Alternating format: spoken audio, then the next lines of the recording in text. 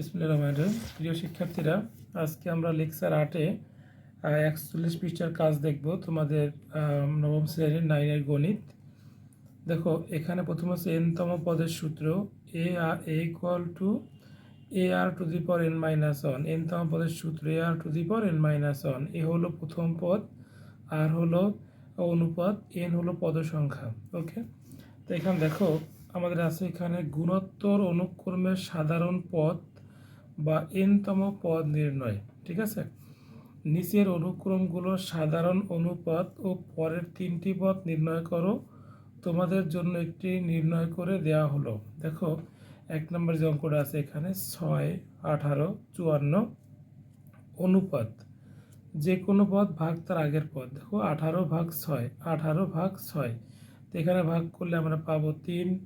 আবার যে কোনো পদ ভাগ তার আগের পদ 54 ভাগ 18 ভাগ করলে আমরা কত পাবো? 3 পাবো। তো এটা অনুপাত পেয়ে গেলাম।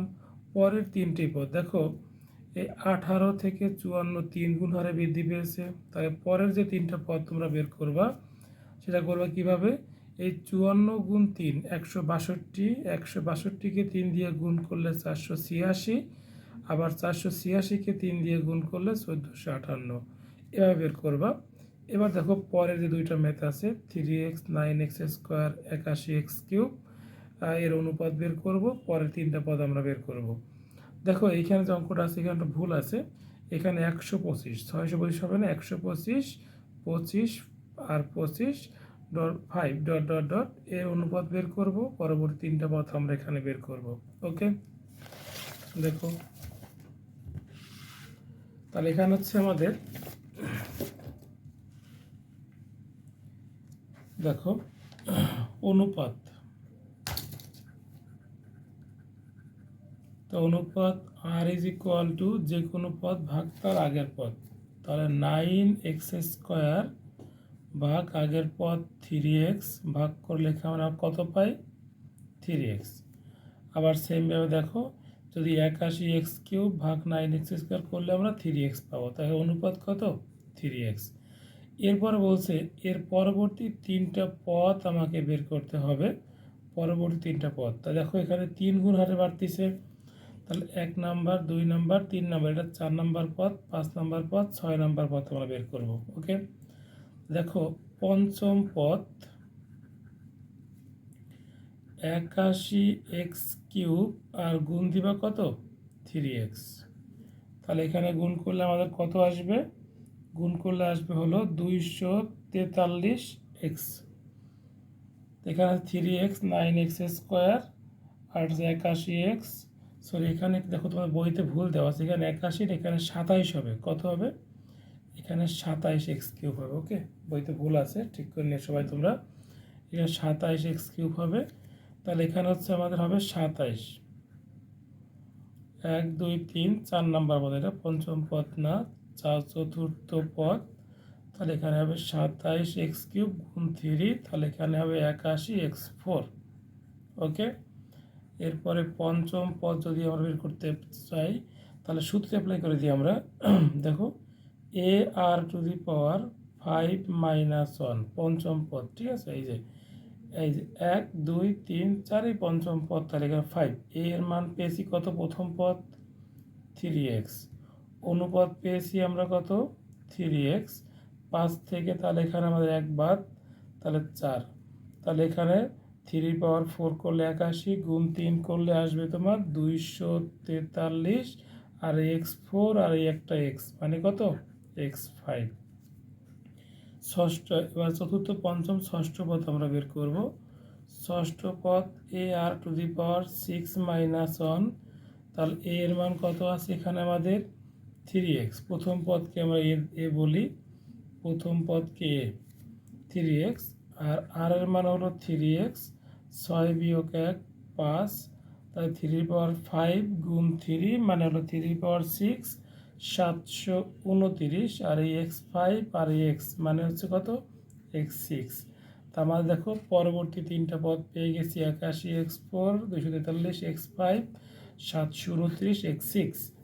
পরের ম্যাথটা দেখো, এখানে আমরা পরবর্তী 3টা পদ বের করব। কয়টা পদ বের করব? পরবর্তী 3টা পদ আমরা এখানে বের করব। ঠিক আছে, তো দেখো এখানে প্রথম পদটা কত আমাদের 125 অনুপাত অনুপাত আর ইকুয়াল টু যে কোনো পদ ভাগ তার আগের পদ 125, তাহলে এখানে হবে কত 1/5। তো অনুপাত হচ্ছে 1/5, একটা অ্যান্সার পেয়ে গেছি। অনুপাত চেয়েছে, এরপরে পরে তিনটা পদ 1 2 3, 4 নম্বর পদ বের করব, 5 নম্বর পদ, 6 নম্বর পদ। তা চতুর্থ পদ এ আর টু দি পাওয়ার 4 মাইনাস 1, এর মান 125, আর এর মান হচ্ছে 1/5, তার এখানে 4 থেকে 1 বিয়োগ করলে 3। তো এখানে আমরা কাটাকাটি করলে কত পাবো 1 পাবো, কারণ দেখো 5-এর পাওয়ার কিউব করলে 125, আর 125 কাটা 1। পঞ্চম পদ বের করবে এখানে আমরা এ আর টু দি পাওয়ার 5 মাইনাস 1, এর মান 125, আর এর মান হচ্ছে 5, তাহলে এখানে হচ্ছে 5, তো এখানে হচ্ছে হবে 1/5।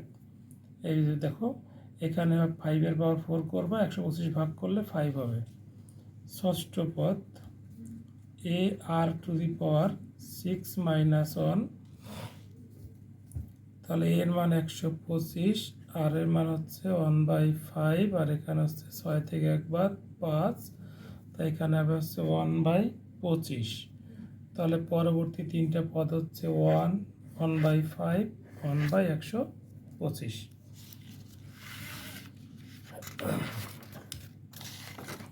দেখো এরপরে আমরা দেখো এখানে পরবর্তী কাজ, দেখো জোড়ায় কাজ এখানে দেওয়া আছে আমাদের যে সমান্তর অনুক্রমের মতো এক্ষেত্রে একটি উদাহরণ নিয়ে প্রতিটি পদ বিশ্লেষণ করা হলো। অনুসন্ধান করে দেখো পদগুলোর মধ্যে কোনো সাধারণ বৈশিষ্ট্য পাওয়া যায় কিনা। লিলির সাপ্তাহিক সঞ্চয়ের অনুক্রম।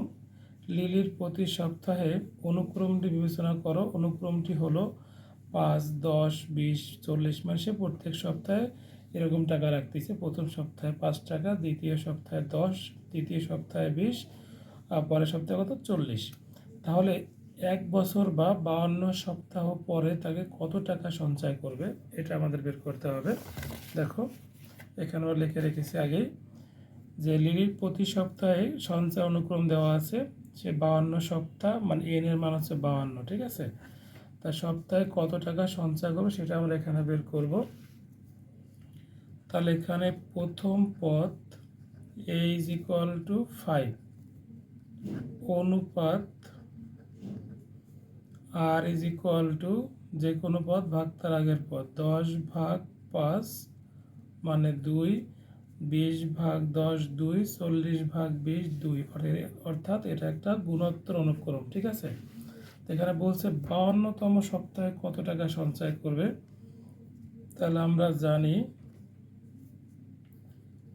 n-তম পদ হচ্ছে এ আর টু দি পাওয়ার n-1।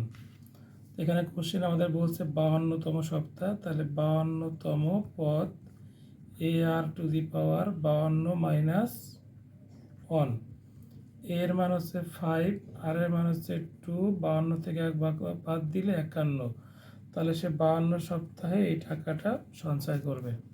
ওকে, আমরা আজকে এই পর্যন্ত কাজ দেখলাম, 42 পৃষ্ঠা পর্যন্ত কাজ। আমরা পরবর্তী লেকচারে বাকি কাজগুলো দিব। আল্লাহ হাফেজ।